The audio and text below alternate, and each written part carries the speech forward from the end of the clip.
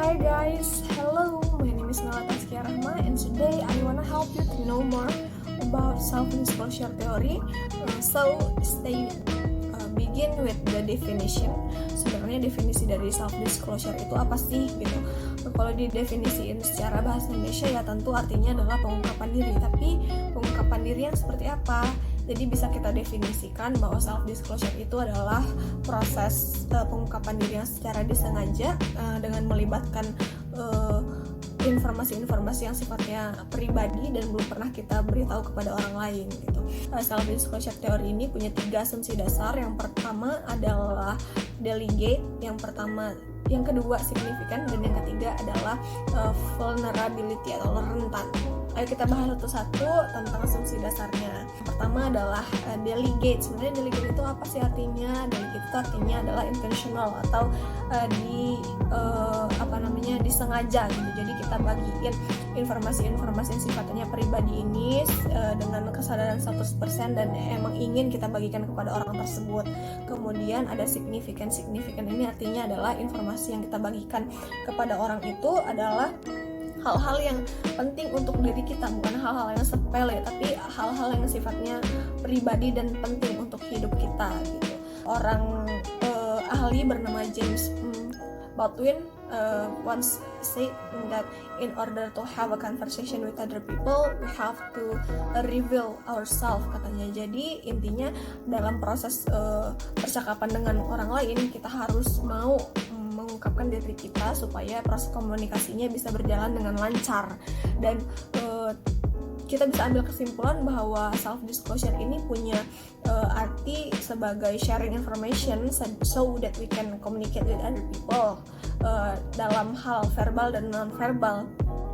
Mungkin contoh dari pengungkapan diri secara non-verbal adalah dengan kita membiarkan orang lain melihat kita menangis saat meluapkan emosi kita. Ternyata self-disclosure ini punya beberapa resiko juga yang didasari pada beberapa hal. Yang pertama adalah dengan kita membiarkan orang lain tahu rahasia yang ada di dalam diri kita, tidak menutup kemungkinan bahwa orang tersebut juga bisa membagikan hal tersebut kepada orang lain. Yang kedua adalah dengan kita membagikan informasi yang sifatnya rahasia, itu orang tersebut punya kontrol terhadap hidup kita karena dia punya kartu as kita dong. Yang ketiga adalah dengan kita membagikan informasi yang sifatnya rahasia kepada orang lain, itu belum tentu akan didukung juga sama orang tersebut gitu.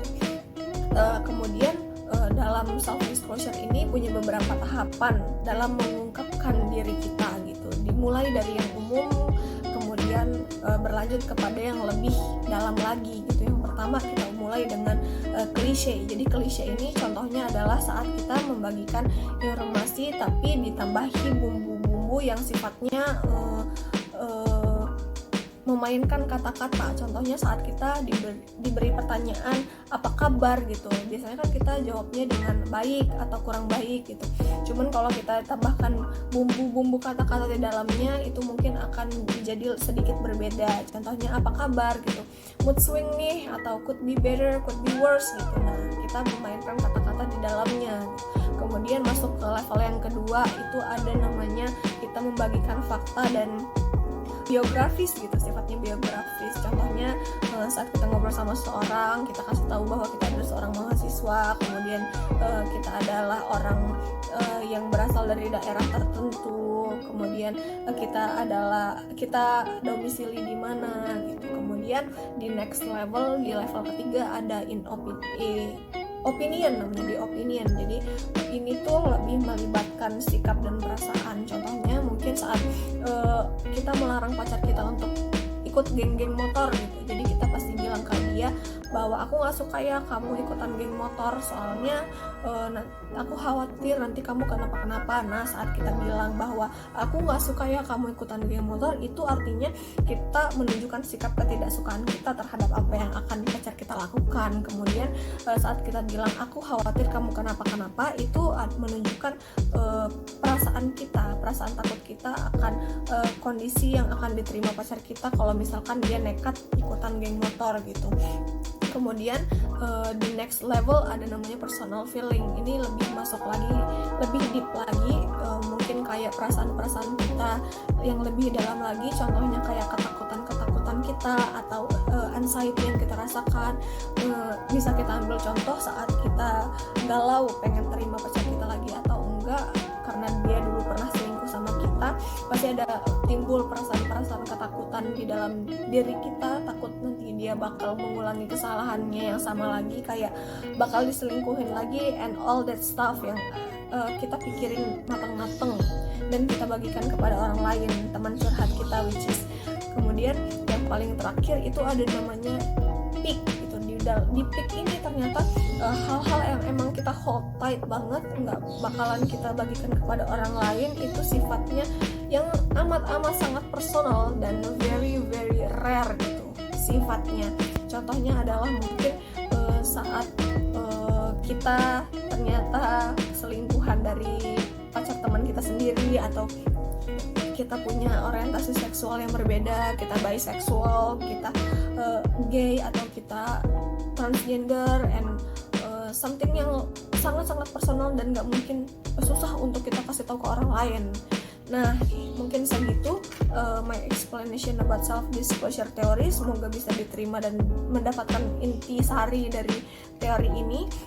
Lastly, I like to share to you guys about the example of this theory. Ini tentang Bruce Jenner dan bagaimana he explain to his family, anak-anaknya Kylie and Kendall dan anak-anaknya yang lain, pada clan Kardashians tentang keinginan dia untuk bisa menjadi seorang transgender, dan bagaimana he explain about his anxiety before coming out as a Caitlyn Jenner.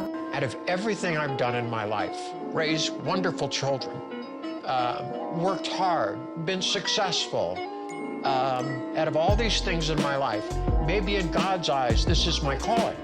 We don't want anyone to live their life and feel like they're in the wrong body or they're completely just unhappy in their soul. I am okay with what's happening. I just need a moment to I have to transition as well. So when you talk about transitioning and you said you're going to do the few things to your face, Right. then from that point on, do you start just every day you are... I think it would be hard after you do enough stuff, it gets harder and harder to play the other side. Do you have to just pick a day? Like, this is the day I'm gonna just wear this stuff. I'm not gonna wear boxers anymore. I am going to just play it by ear. Okay. So, like, you don't have a surgery to remove that, and then that means you're the woman. Remove, Remove your, the little thing down there. yeah, like you don't That's turn kind of that the last thing you can do. You can do an awful lot before that. So, like, do you have an Because it's appointment not to do like- that? No. As of right now, no. Okay. I only have one more appointment. So after that last appointment with the face here and here, you Yeah. consider yourself a woman. I think, yeah, if I'm If it comfortable. gets in the way, you'll... I'm not planning on like dating or doing any of that. That's nothing. And when you Date women? I don't know what I would do. I haven't been there yet. my mom literally has not asked this at all, but I'm just curious. Go. So if your life was living a lie as Bruce and you would have sex with my mom, were you like into it, or were you like grossed out? Like, were you like... No, I'm totally heterosexual. But if you're a woman, then were you a lesbian? You're not attracted to men, you're attracted to women. Yeah, as a guy, I was always attracted to women, yeah. Maybe what he's saying, when he like fully transforms into a girl, I don't- it might like feel different. Yeah, I think it'd be very different. Okay. And I'm not doing this Yeah. for that reason, not at all. But who knows? I think we're just gonna follow Bruce's lead through all of this, and whatever he wants, we will support him. All right, do we have any more questions? When do we start referring to you as her? You will see me and you will know. Okay, so as of now, when we see Bruce, you're just Dad Bruce. Yeah, Dad Bruce. I'm always going to be your dad, no matter what I go through. We should call you Mad. Yeah, Mad. Mom and Dad, and you're a little bit crazy. Yeah, a little crazy, yeah. Mad. So, thank you for attention. Thank you for sticking with me till the end. Terima kasih kasih, semoga bisa diterima dengan baik. Sorry for all the mistakes. I'll see you guys in my next video. Bye.